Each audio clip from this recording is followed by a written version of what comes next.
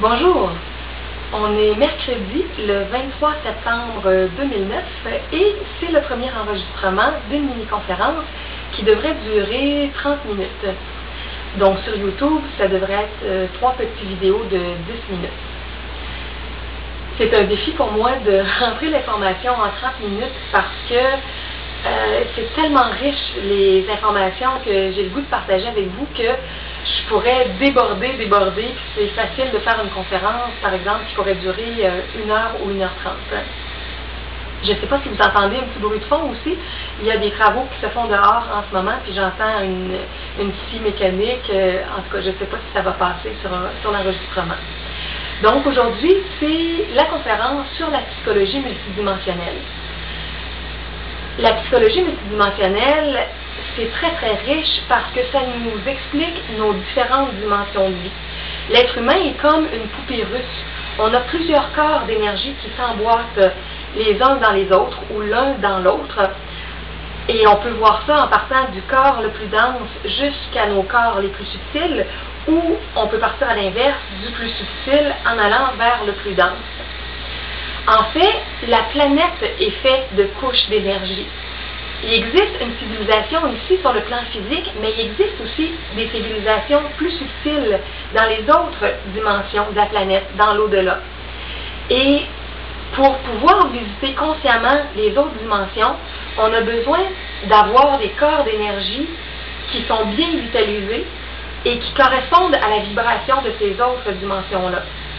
Donc, en général, en tant qu'être humain, on vit au niveau du plan physique avec notre conscience de veille ici, mais il y a des êtres, des initiés, des gens qui ont développé des capacités et qui peuvent être conscients à volonté dans les autres dimensions.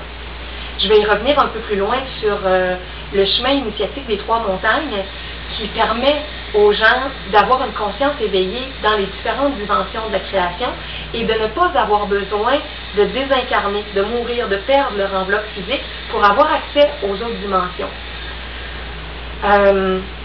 Si jamais vous voulez plus d'informations sur ça, sur tout l'univers multidimensionnel, je suggère entre autres les livres de Samael Onweyar, qui est un grand initié, qui a vécu au siècle passé, de 1917 à 1977, et qui a fondé l'École gnostique internationale.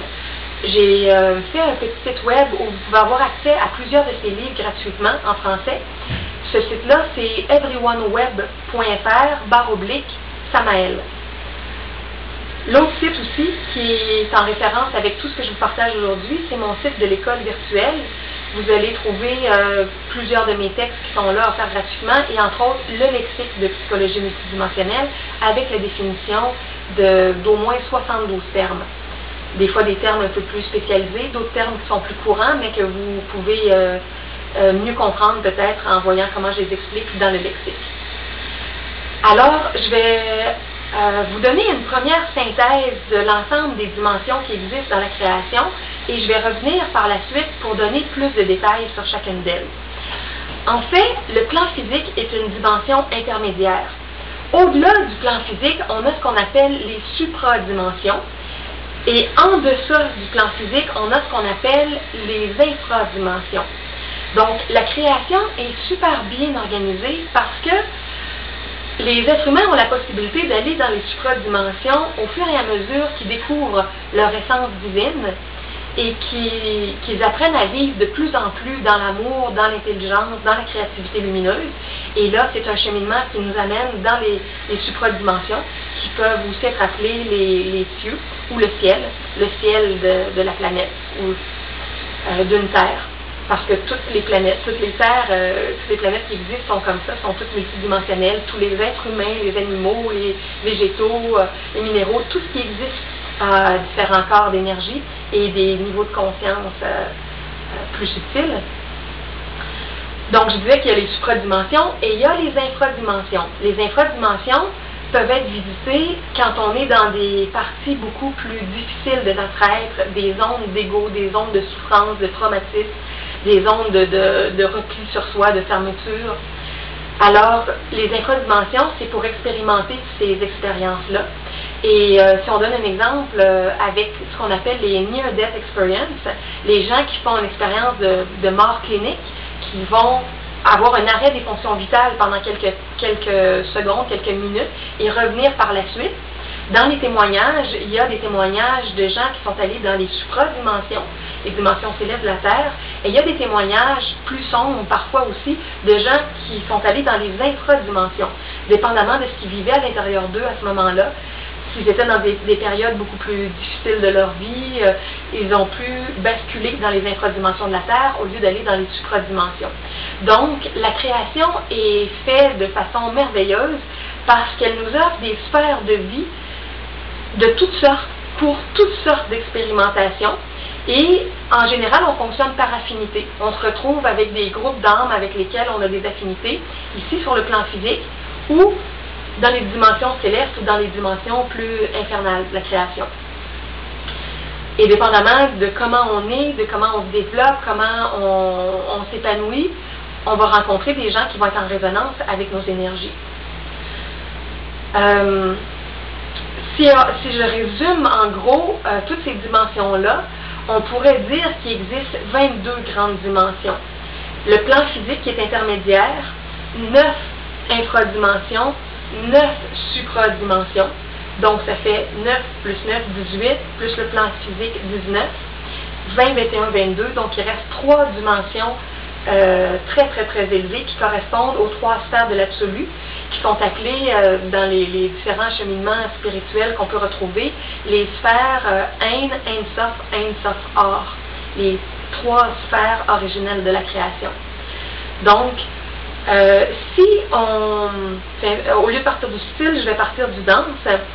Au niveau des infradimensions, je ne les détaillerai pas directement parce que le but, c'est pas de renforcer les infradimensions de la création qui, comme je disais, sont toutes les dimensions où on plonge vraiment dans notre ego et dans les conflits avec les autres êtres. L'idée, c'est plus d'apprendre à s'éveiller pour aller vers les supradimensions. Donc, à partir du plan physique, on a notre corps physique qui est le plus dense. Ensuite, on a notre corps éthérique. Par la suite, notre corps astral ou corps d'émotion. Corps astral, parce que c'est comme un astre pour les clairvoyants qui voient le rayonnement. Le corps astral brille dans l'aura de différentes couleurs, selon les états intérieurs, selon les états émotifs, donc comme un astre lumineux. Alors, c'est le corps des émotions. C'est la dimension des rêves aussi. Le plan mental, ensuite.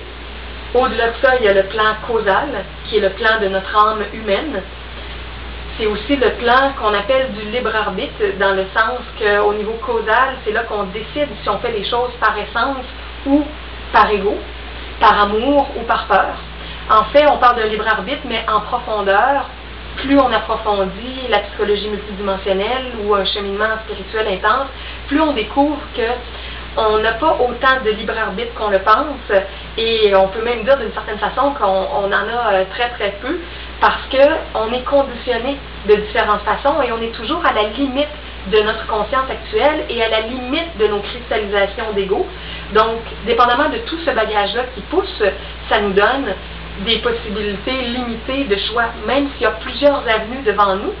Une personne qui nous connaîtrait bien pourrait déjà savoir d'avance qu'est-ce qu'on choisirait dans un certain contexte, parce qu'on est conditionné avec nos blessures, avec notre bagage du passé, ça nous pousse dans une certaine direction, ou encore, si on est plus libre dans notre essence, ça va déterminer aussi presque assurément quel type de choix on va faire qui va être plus amoureux, plus respectueux, plus harmonieux. Alors bon, ce plan-là de notre âme humaine, de nos choix, c'est le plan causal. Ensuite, il y a le plan psychique ou bouddhique, 2 termes différents pour parler de cette dimension-là, qui est au niveau de l'amour pur à incarner à l'intérieur de nous. Donc parfois, on pourrait dire qu'un Bouddha, c'est un être qui fusionne son âme humaine et son âme divine pour incarner vraiment la présence bouddhique en lui-même, en elle-même. Mais c'est l'énergie psychique dans le sens que c'est l'énergie d'âme à l'état pur, vraiment notre âme dans l'amour.